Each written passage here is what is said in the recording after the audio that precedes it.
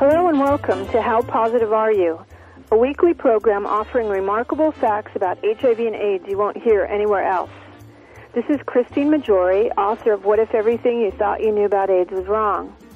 I'm joined by my co-host, David Crow, an independent researcher who's also the current president of Rethinking AIDS, an international organization that includes over 2,600 doctors, scientists, journalists, educators, legal experts, and other business professionals who question the role of HIV and AIDS causation.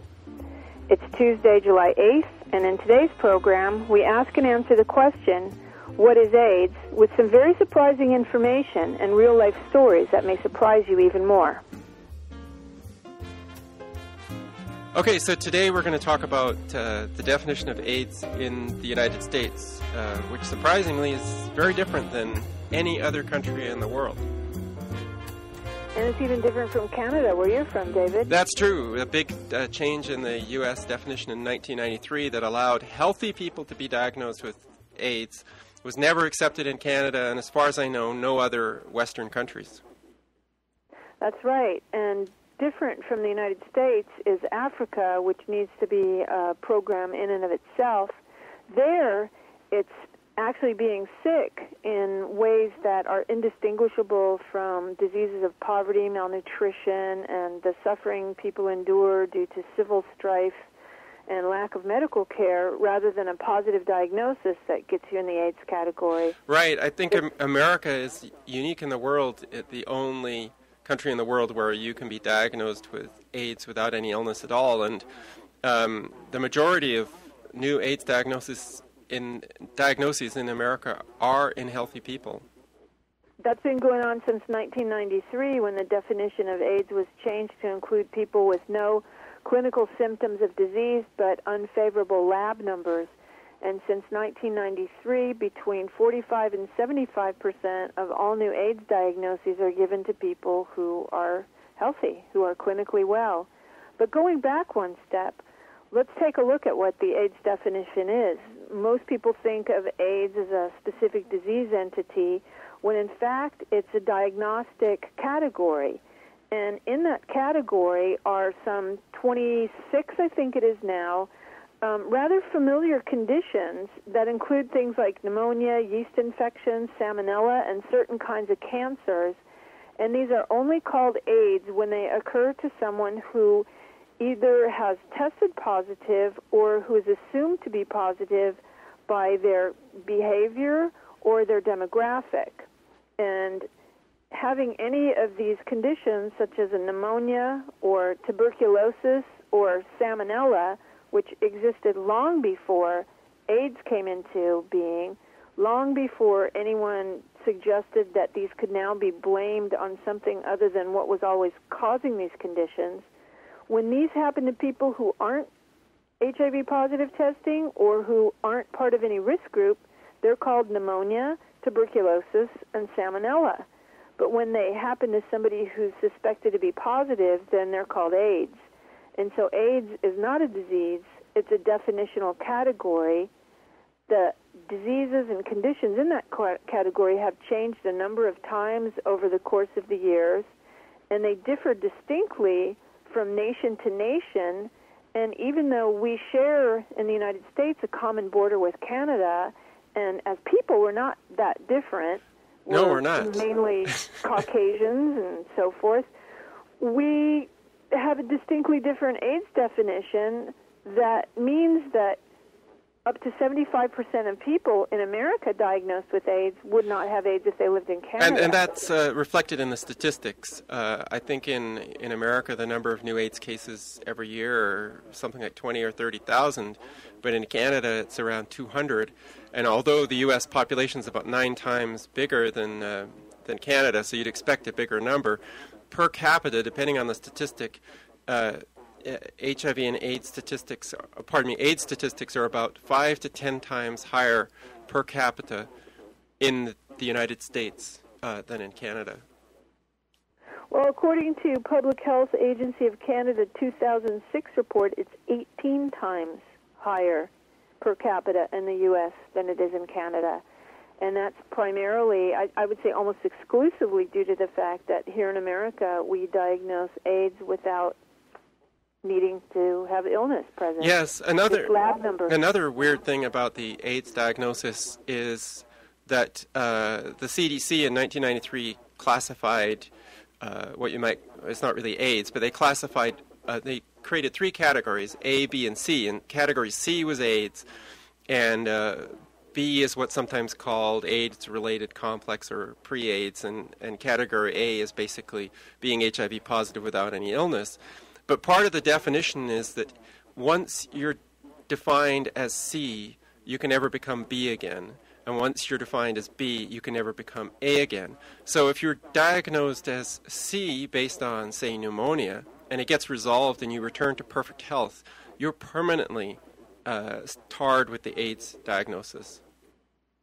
And just because there's a little bit of an alphabet soup involved, the CDC is the U.S. Centers for Disease Control, who set a lot of the policy and treatment recommendations with regard to HIV and AIDS. It would be nice to think that some people don't know what the CDC means, but I think there's a few of them out there. They have octopus-like tentacles. They're everywhere. But it also means, and we may hear this from the person we're going to interview in a while, that if you were diagnosed as AIDS on the basis of a low CD4 count, if your count bounced back up again, you would not be reclassified as non-AIDS. Now here we go again with the alphabet soup, CD4 count. This refers to a certain subset of immune cells that are part of the white blood cells. And these have been distinguished or identified by AIDS researchers as reflective of the health of the immune system. And when you go to the doctor after you've tested positive, they test for this, the number of these subset of T cells called CD4s. And when that number of CD4s, if it ever hits 200 or below, you have an automatic AIDS diagnosis no matter what your health is like. You could be a marathon runner. I've talked to marathon runners that this has happened to. You could be a mountain climber, and I've talked to mountain climbers that this has happened to. You're perfectly healthy. You've tested positive on this nonspecific antibody test. You go to the doctor. They run your blood. They do your numbers, 200 or less, instant AIDS diagnosis. Even if the day before you were in an Ironman competition and you haven't been sick for years, you've got AIDS. Well, worse yet, Christine, exercise is known to depress CD4 cell counts, and smoking is known to elevate them. So I guess what a marathon runner should do is sit on the couch and smoke cigarettes, and they're less likely to have a low CD4 count and get diagnosed with AIDS. I don't know if potato chips help increase your CD4 count. I wouldn't be surprised. That's more that sarcasm right there. That was sarcasm. But, I mean, what I'm saying about exercise is actually true. It does depress these immune cell counts, and smoking does elevate them, or at least over a short term. So, Christine, you have a guest for us today, somebody you've known for quite some time who has an amazing story to tell about his AIDS diagnosis. Yeah, what his story is basically that of a person who walks into a doctor's office having tested positive years before, being perfectly healthy, leading a normal life, and the numbers come up in a manner that instantly tosses him into the AIDS category. And this is my friend Steve.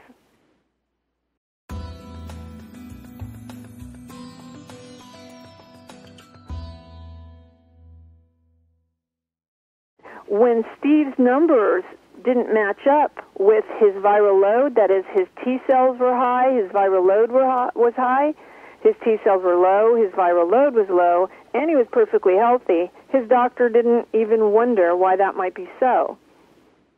So here's Steve, and thanks for joining us today. Hi, Christine. Nice to talk to you. Hi, Steve. Hi. So I've known you for quite a long time, and the way I got to know you is through the wacky world of HIV and AIDS. And your experience always has remained in my mind as one of those perfect illustrations of what doesn't make sense about all of this. Can you tell our listeners what happened to you that you ended up with an AIDS diagnosis? Right. And, that's a perfect way to put it, too, for me, because it doesn't make sense.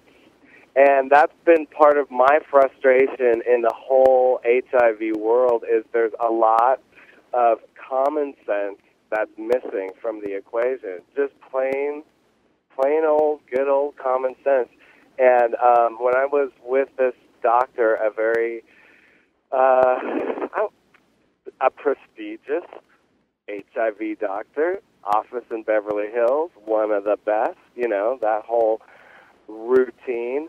I was with him for a while, and then there came a point where he was a numbers fanatic. I mean, he just wanted to follow my numbers at every given turn, and I was a little bit indifferent to it all because I was gauging more how I felt and also, like, mostly just that. How was I feeling healthy, and was I healthy, And so this particular doctor at one point took my T-cell count and viral load count, and at the time, this has got to be over 5 years ago, my T-cells had dipped down below 200.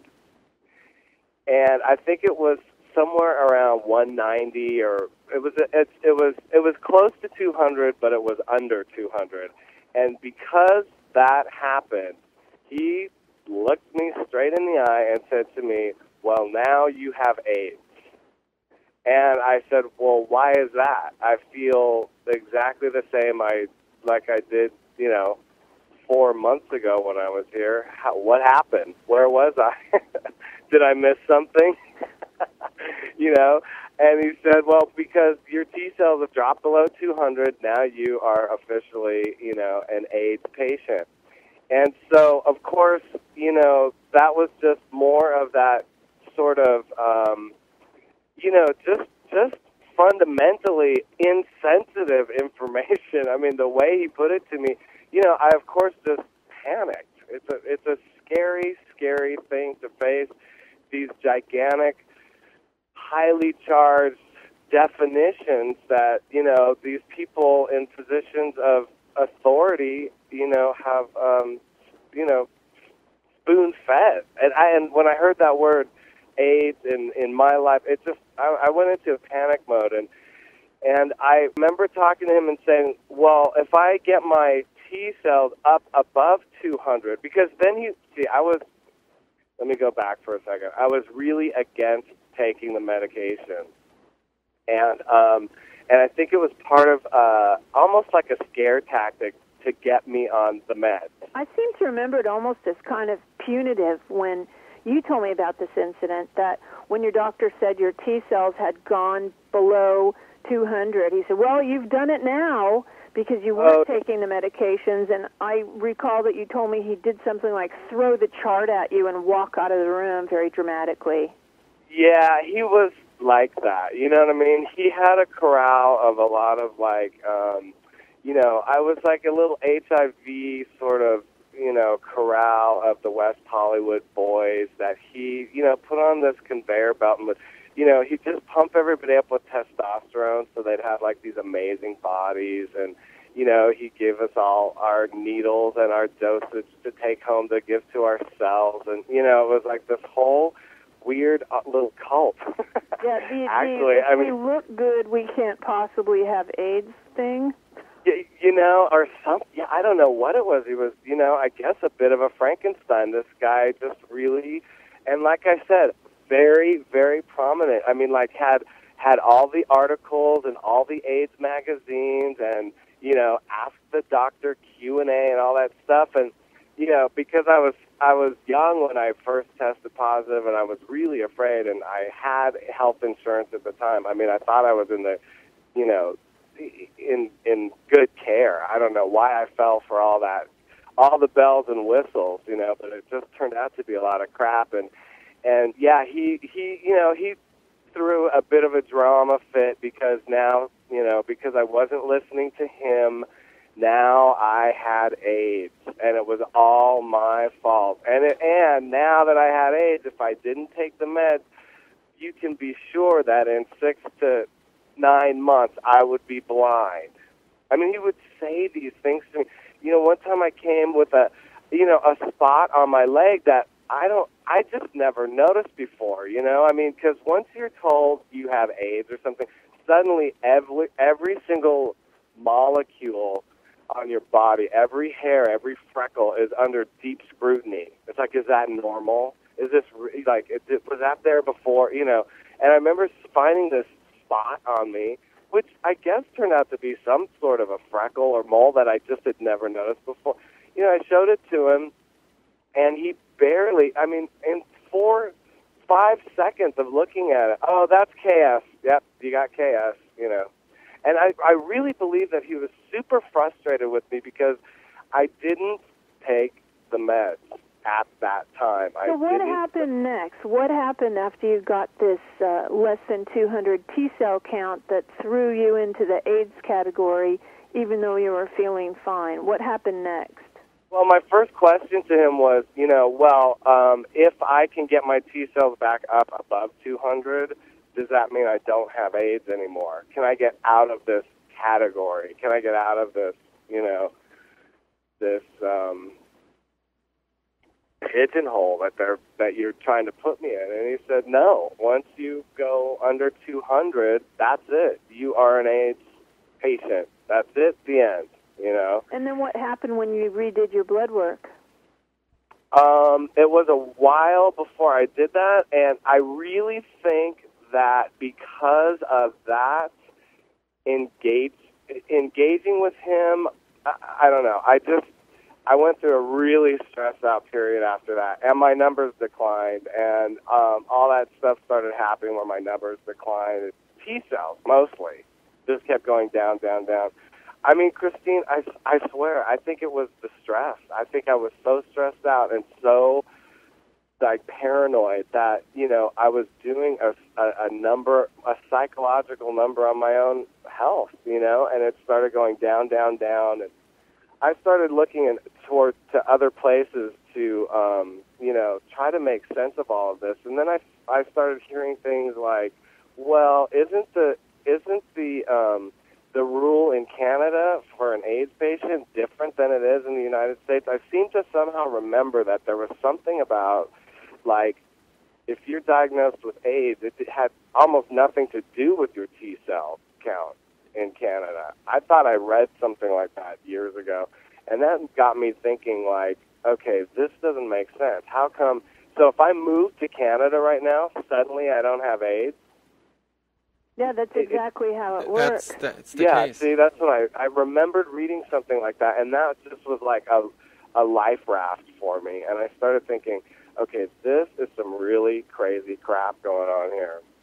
So what happened? You told me that you experienced having your T cells go down and your viral load go down too, which doesn't make sense, because if you go by the notion that viral load is actually measuring the presence of the virus, the more virus that's supposed to be there, the lower the T cells should be, because the virus is supposed to be attacking the T cells. But you had opposite experiences, right? Yeah, I mean, that's happened a lot. It was a long time before I decided to disengage from the whole, I call it the numbers game, because of that, well, if your T cells are below 200, you have AIDS. If they're above 200, then you don't, and all that. So I disengaged from that for a long time. And then, a few years later, I went and just sort of had the numbers done again, just for my own interest. And, yeah, that kind of thing was happening, and it happened in a few different ways at a few different times. With different doctors, though. I ended up leaving that guy and going to different people, and they would say,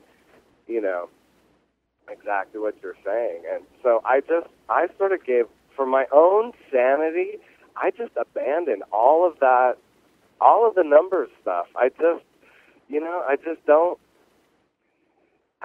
pay that much attention to it, to tell you the truth. I don't know if that's, irresponsible or if it's, but I'll tell you something. Here I am still, alive and well. How long has it been since you tested positive, Steve? I want to say 12 years, 12 or 13 years. It's of so little interest to you that you don't even know. I know, I swear to God, it really is, because you know what? It's like I really believe that there's just a whole psychological level. You know, like I've never even, you know, I don't even say I am HIV positive. I don't even say it that way. That's not an affirmation in my life. What I say is, you know, 13 years ago, I took an HIV test and it came back positive. I mean, it's a whole different way of sort of looking at this specifically, and I think it's been a really huge cornerstone of my being able to, you know, swim through this, because there's so many sharks out in the HIV community that it's frightening to me. It's really frightening. So I just don't, you know. So to go with your analogy of swimming, you don't weigh yourself down by carrying this HIV positive status like a weight around your neck. You just talk about having tested positive 13 years ago rather than grafting the plus sign into your self-identity. Absolutely, absolutely, because there is still such an enormous stigma around it, and just the way, you know, I remember back then too, just having, you know, just the way people just looked at me. It was just, they were just like tears in their eyes, and I'm like, what is your problem? You know, like, what are you talking about? Well, you know, it's like they wanted to put me on this train that was like, that had these tracks already laid out, and it was just like, it was going to be this ride to inevitable death. And it was like, I'm not getting on that train, I'm not putting myself on it, and you're not going to put me on it either. And that's kind of the way, you know, that's how I've always been. It's like, you know, they started with a bunch of dead bodies and then started to work themselves backwards. It was like, all of a sudden, there were all these people dying all around me, friends and acquaintances and stuff. And then, after all of that death and horrific, you know, I believe, poisoning from all this medication, heavy-handed dosages, then all of a sudden people started going, well, wait a minute, maybe this isn't, like, let's just slow down and kind of take a few steps back. It was just a really frightening time, and I just thank God I had the people like yourself, Christine, and like my sister and people that she knew and other people who had the courage enough to stand up to just, you know, say, wait a minute, you know, 15 years ago. Yeah. Instead of just getting swept up in the tide of not only, you know, the panic of it, but the drama, too. There's a lot of drama, you know, and it's just like, God, I just don't want to play that way, you guys. Yeah, I hear that. I hear that. You know what I mean? It's like, okay, so what? The biggest, scariest, the big boogeyman of it all is supposed to be you're going to die. That's the big boogeyman, right? Well, as far, you know, in all my travels, I guess I've learned that we're all going to die. So, you know, what are you doing on your way to your funeral? Do you want to just run around with your head cut off, being pushed around by these, you know, guys with these gigantic prescription pads and, you know, pencils that write, you know, it's like, I'm not a part of it anymore, you know? I just really am not. Did you ever get tested with T cells over 200 again? Yeah. And what did your doctor say about your AIDS diagnosis at that point?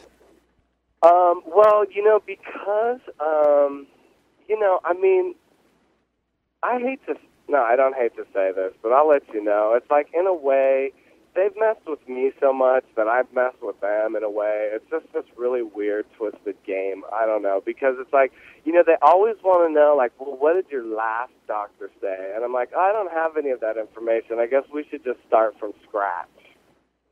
So if I'm ever with a new doctor, I always make them just start from scratch. You know, let's start from scratch and see what your take on this is. Instead of saying, oh, well, so-and-so said AIDS, so this must be AIDS. You know, and it's just amazing to see the sort of response you get from, these new, like my new doctor just thinks I'm like the picture of health, and it's like, that's so funny because according to somebody 8 years ago, I was supposed to be dead a long time ago, or blind, or, wasting, or whatever, So,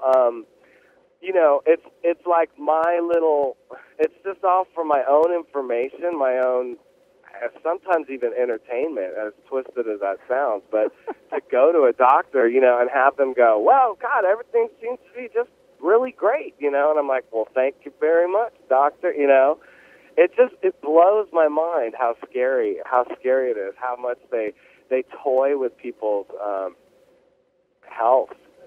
And I mean that on mentally, physically, and spiritually, that health. That encompasses all of that for me, Another question. It's pretty clear that HIV hasn't affected your health directly, although there's been a psychological impact at times. Did it have any effect on your life, such as career plans or friends or family or anything like that, just belief in HIV? The only information that I knew that I had was the inevitable, the horrible, decay of your body and just how this virus is going to get you. I mean, it was, the boogeyman. Can you describe some of the impacts, apart from the psychological, which is big, I know? God, this is so weird. I haven't gone this far back in so long. It's interesting, I mean, I just remember, like the day I tested positive, I remember leaving the office and just going into the parking structure where my car was, like 6 levels underground, and just coming unglued. I mean, I just, no person should have to go through that, It was just awful, just sitting in my car, just sobbing. And then everything just seemed surreal for a super long time after that, days. It just, nothing seemed real. And I remember also remember thinking, I can't tell anyone. That was my first thing, I can't tell anyone. So now, not only am I devastated with this news, but I feel like a total Martian on this planet, like I'm just completely, I've isolated myself from anybody, because even back then, I knew I didn't want to sit in a room full of people who were just going to be, in the drama of it all. It was like there was this little survival guy inside of me, too, that knew that I had to sort of, pull it together and get it together, but I had to be very careful about who I was going to engage with, because I really think that, when people support you in whatever your choice is, that it's going to manifest. So it's like if I would have back then even thought, okay, this is going to kill me, I think I would have attracted the people who believe that, and I probably would be dead by now. So I went home and I told a really good friend of mine. I went over to her work, and she saw my face and was just like, holy cow, I said, can you take a break? She was literally at work. She said, yeah.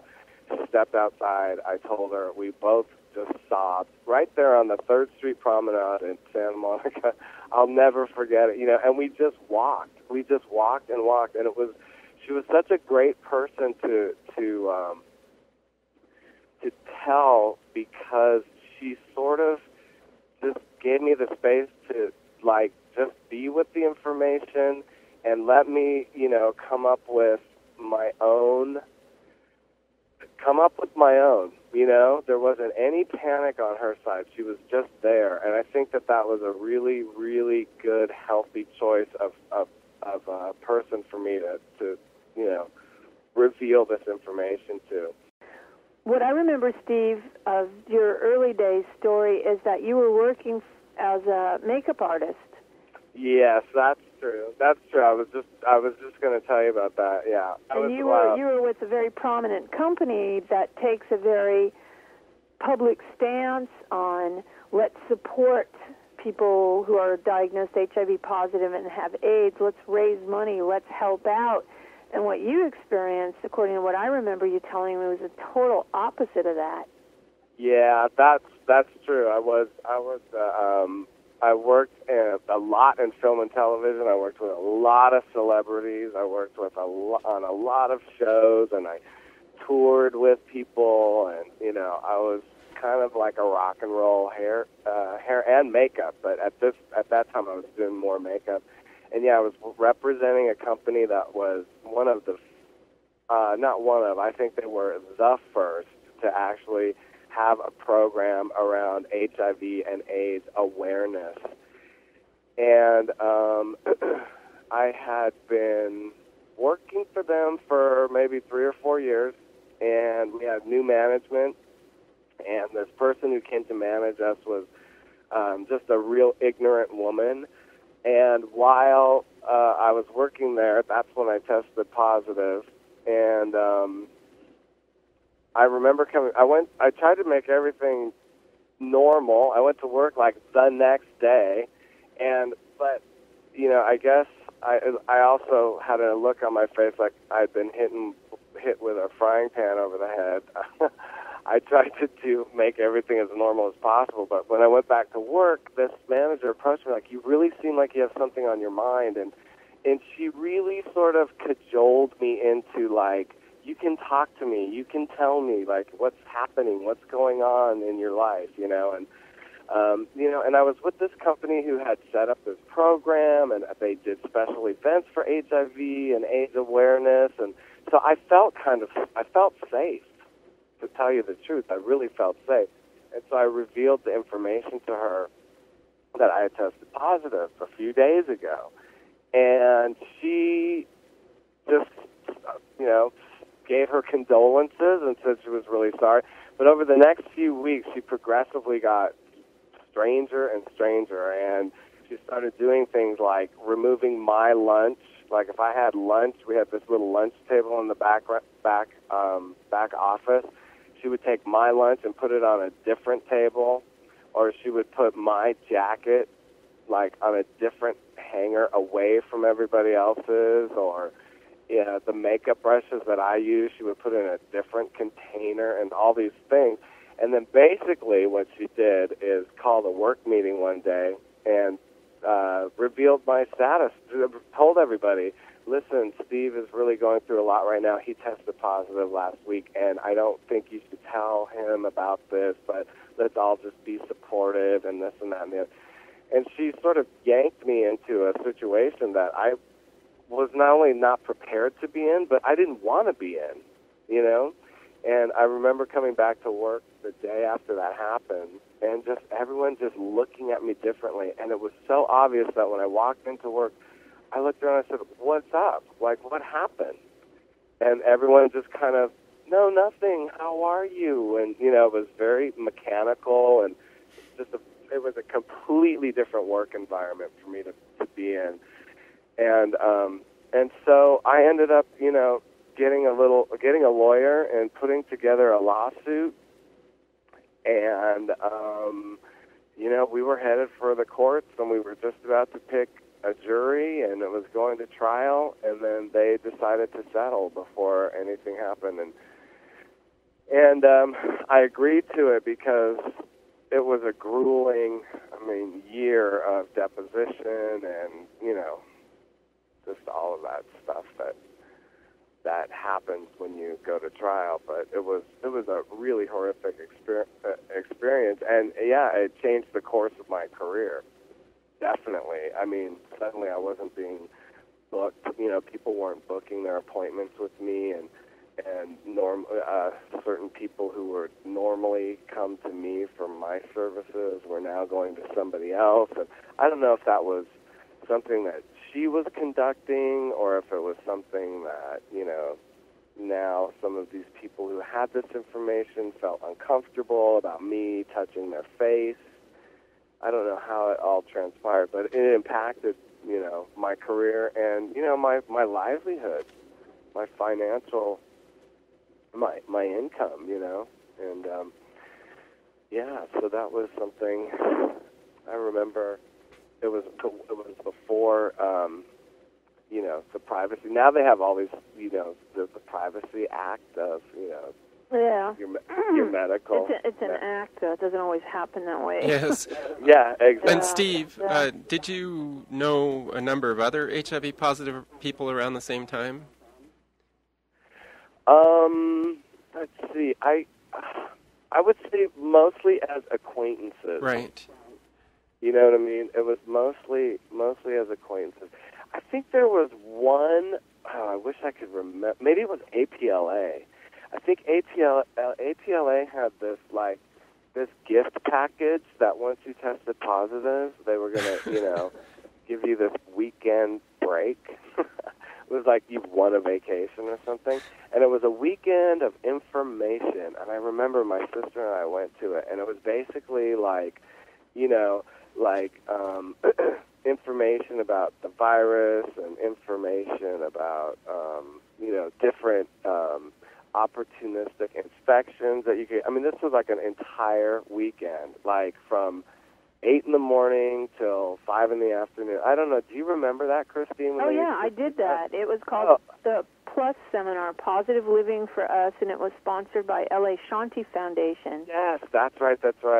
And so my sister and I went together because we were really, by this time already, my sister became, when I told her about my situation, she became a freaking radical, a fighting radical, and she really threw herself into, getting herself educated so she could pass this on to me. I mean, God bless her, but about nutrition and, a much healthier approach spiritually, mentally, and physically to HIV than anything I had ever heard, So they also, this weekend also was like, come learn about nutrition. And so that's what really attracted us to go to the weekend. Well, out of that entire weekend, I'll tell you, there was... Steve, I got to tell you, I remember that weekend, at least for me, they had a nutritionist come in who told us... That's what I was going to say. Yeah. He told us, overcook your vegetables. Oh, yeah. Don't eat raw fruits because you are now susceptible to whatever microorganisms are on those, and you could get very sick. So be sure you overcook your vegetables. Don't eat raw fruit, which is the total and complete opposite of what people do when they're trying to create a healthy life. They eat raw fruits and vegetables to get all the living enzymes out of those and all the vitamins out of those. Exactly. And here they are telling us to cook the living bejesus out of this stuff. Oh yeah, and you know what the topper was too, Christine? To be sure that you took a can of Ensure a day. To drink a can of Ensure to make sure you were getting all the vitamins and all the everything that you needed.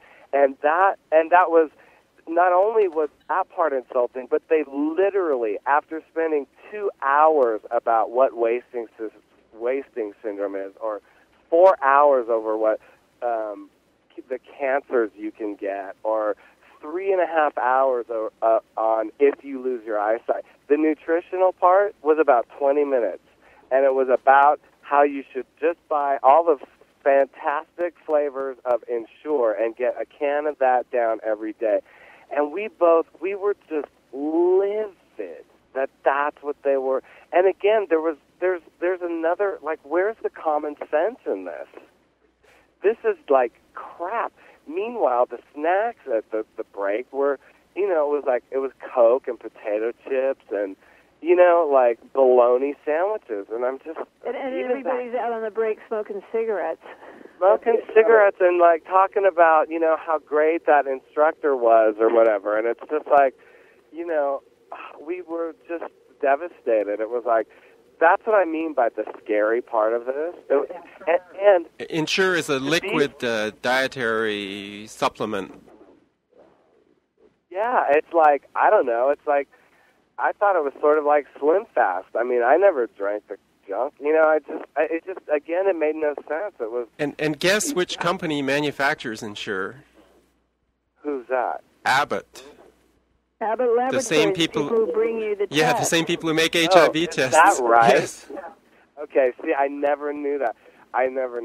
But isn't that amazing? And here was the other scary part, Christine, is it's like to be someone who would stand up back then, like I would, and I did in many different situations, put my hand up real nice and say, excuse me, real nice, but this doesn't make much sense. It was like you were about to be tarred and feathered. I mean, the way that you were ostracized for bringing a new way of thinking into that environment back then, I don't know what it's like now because I've sort of surrendered. I'm like, I can't do this. It's like, I remember being at a meeting one time where this guy was talking about this woman who was, this horrible murderess who lived in the valley, because she was actually saying, gee, everybody, I'm not sure that HIV and AIDS, I'm not sure about this whole thing. This guy's going off, and as he's talking about it, I'm starting to go, that's my friend Christine. Oh, my God. That is like, what is this guy doing, right? So I need to share now, and I'm like, excuse me, sir, but this is just another way of thinking. What's the problem, And I mean, to tell you, I was booed and hissed and, knocked out of the room. It was awful because I didn't agree with the masses of, these guys who were just holding on to their medications for dear life.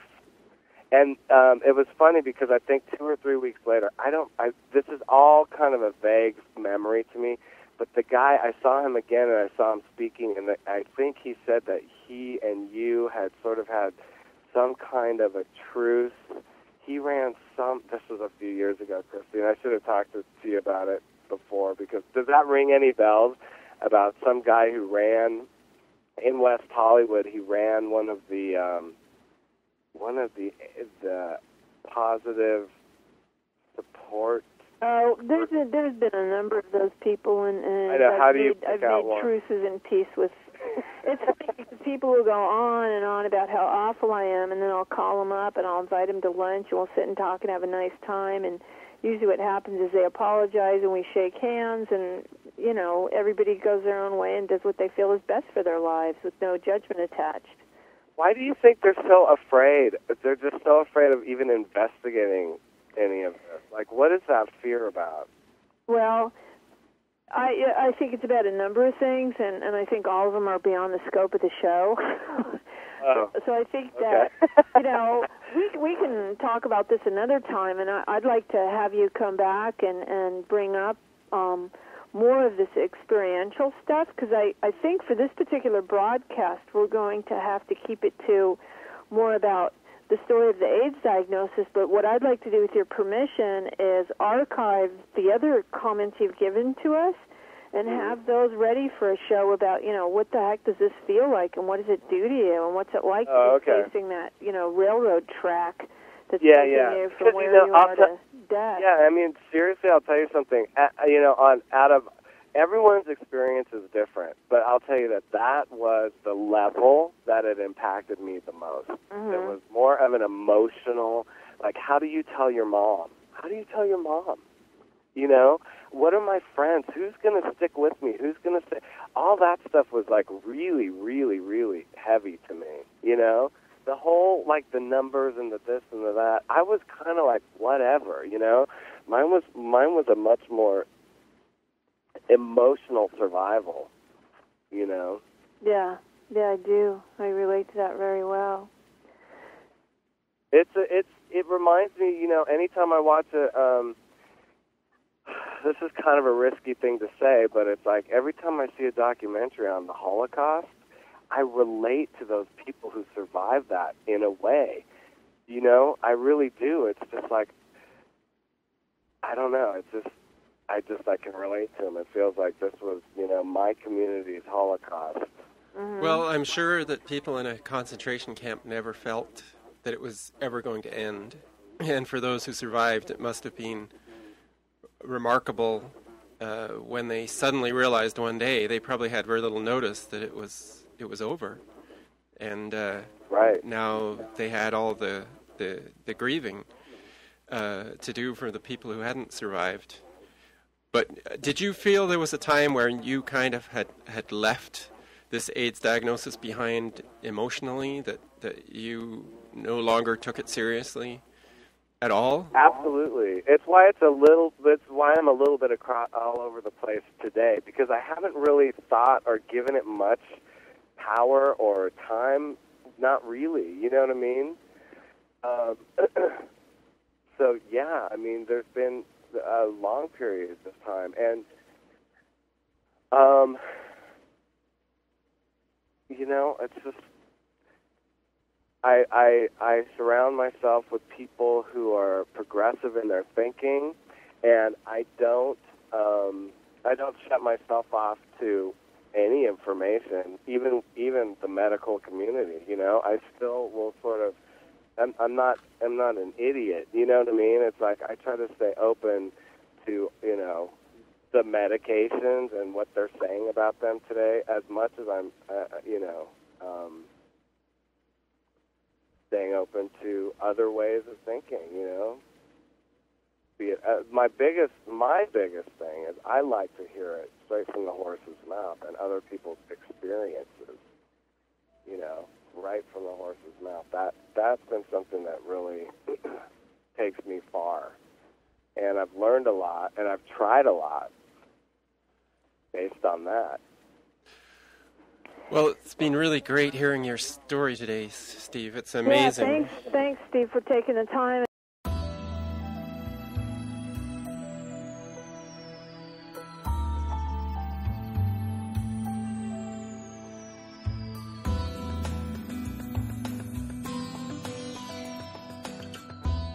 In contrast to Steve's case, I actually know of someone who was diagnosed with AIDS in a very surprising manner, not having ever been sick, no blood work that resulted in some unfavorable series of numbers, but rather based on her behavior.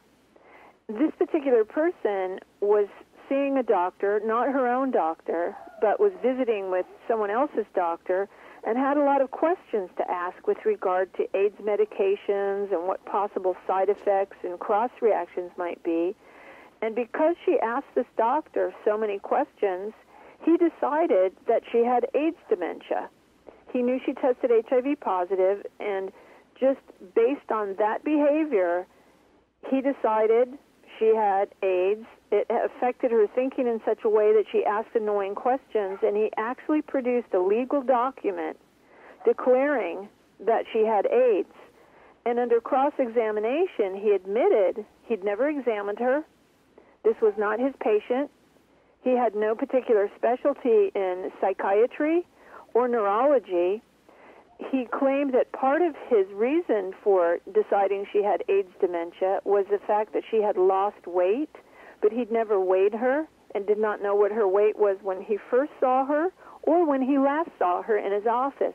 Yet she is stuck with a legal diagnosis of AIDS based on the fact that she's HIV positive and had too many questions in this doctor's opinion for him to answer during an office visit. And both you and I have often talked with this woman, and she clearly does not have anything close to what normal people would think of as dementia.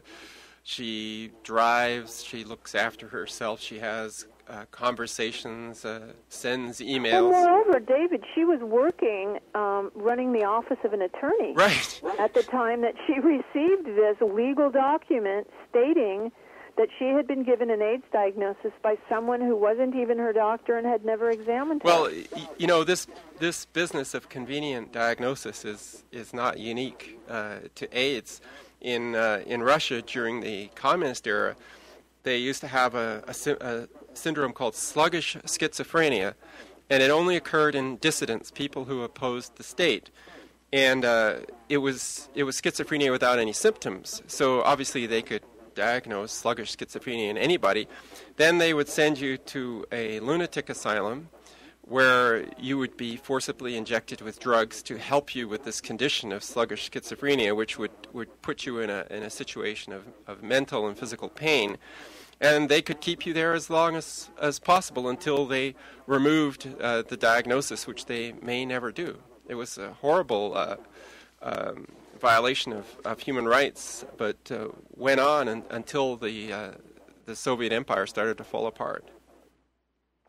I know, too, that that's Russia, and that was a different time. Yet you and I talked about a situation similar to this that went on in Canada up until the 1970s, in which young women, girls essentially, who were deemed not intelligent enough to bear children, were forcibly sterilized. Yes. Can you tell us about that? Yeah, in 1928, the Sexual Sterilization Act became law in Alberta, the province in Canada I live in. And similar things happened in many states in the United States and other provinces in Canada. This was 5 years before the Nazis in Germany started sterilizing people as a way to supposedly purify the population.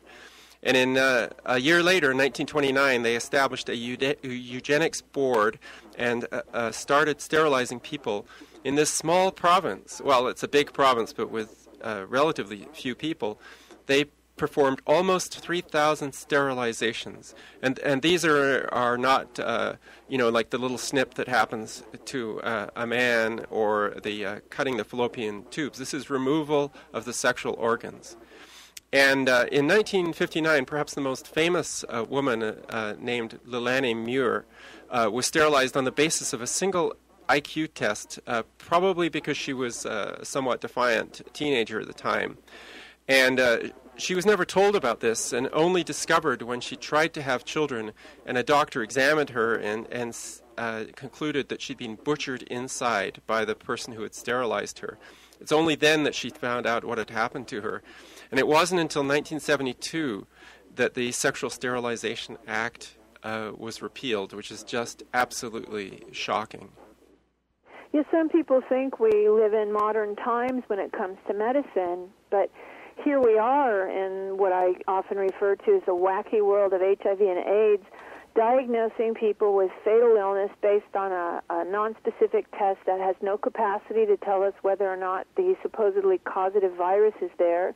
We then tell them that they have a fatal illness that has nothing to do with their clinical health in up to 75% of cases, like with Steve, or like this woman we talked about. You can be diagnosed based on arbitrary lab numbers that can then change, as they did in Steve's case.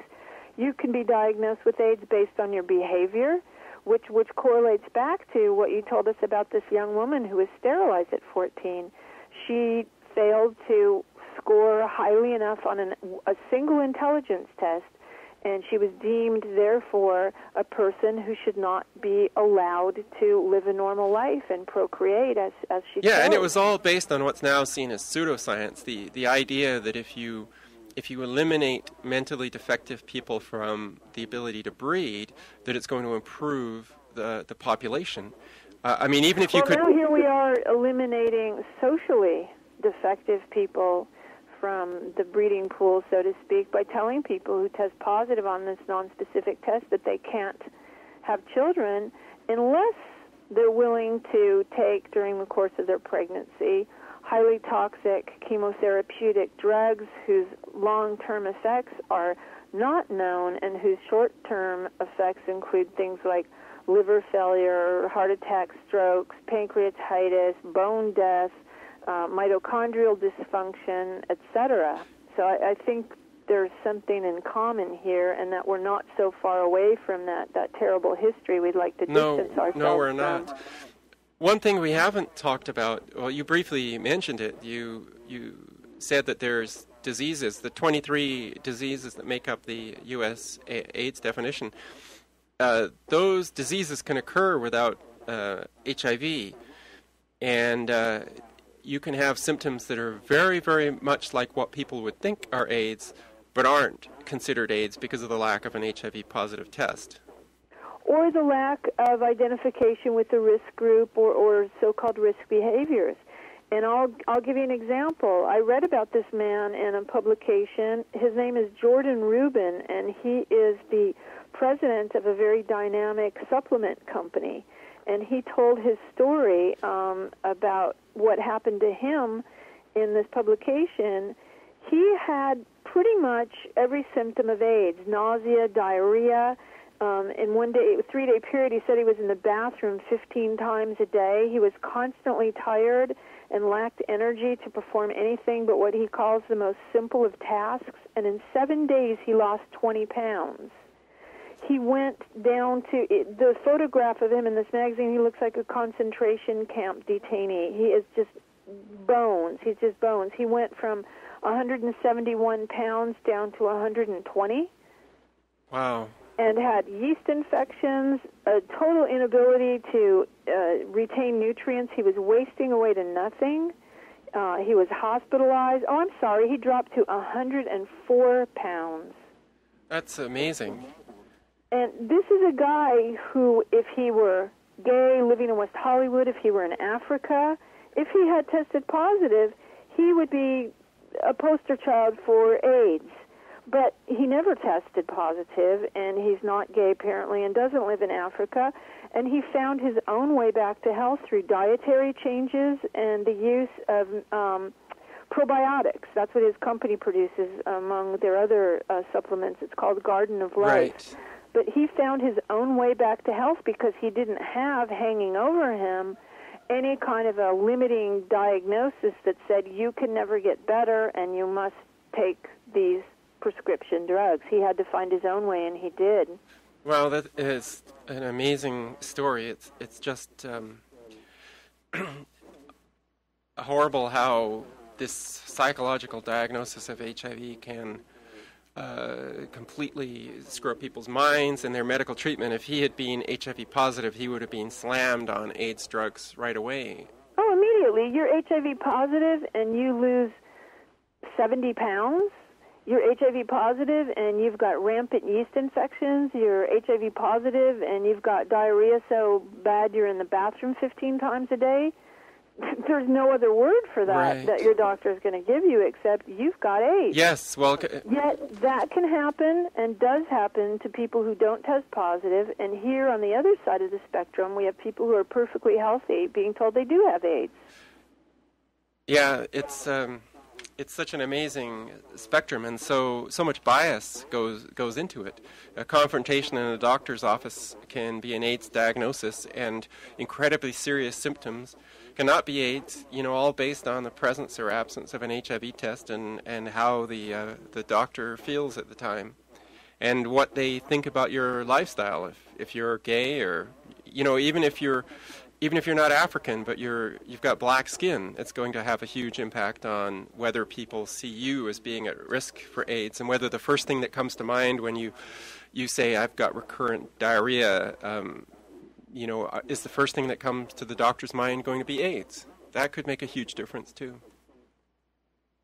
Right, and there's also what I see a lot and hear about a lot in my work is people who suffer from these intractable symptoms that don't have any apparent cause, and because they test positive, doctors stop looking for anything to explain it and start insisting on AIDS medications that oftentimes cause the very symptoms that someone's trying to alleviate, such as yeast, such as diarrhea, such as fatigue, such as loss of appetite. And what's both sad and interesting is knowing people who decide that they're not stopping at the big red flag of HIV positive. They're going beyond that, and they're going to find someone who sees them as a person in the medical care profession and take matters into their own hands. And those are the people that I see getting well and getting back to life as they knew it prior to feeling ill. Yes, and hopefully this podcast will help people by giving them information they're not going to hear from other sources, and I'm looking forward to continuing this. We've done what you might call American AIDS 101. I think we should do African AIDS 101. What do you say, Christine? Yeah, in fact, I took the liberty of contacting Professor Charles Geschecter, who is an expert on the social, political, and economic history of Africa, and who has a great experience from his travels there, knows a lot about epidemiology, and has much to say with regard to the definition on the continent and how that differs from what we call AIDS here in the U.S. And I look forward to having him in our next program. Well, yeah, that will be great. And after that, I think we need to go on and talk about HIV 101 and talk about the tests and some of the bias and inconsistencies with HIV testing. But I don't want to get too far ahead of myself. That sounds great to me, David. And for people who were moved by Steve's story and perhaps interested in contacting him, we'll accept your emails and forward them on to Steve. So if you feel like he's somebody you want to get in touch with and learn more about his story or share yours with him, just let us know. Yes. Well, to all of our listeners, thank you for joining us today. We look forward to the next time you're with us on How Positive Are You? Goodbye for now. Bye.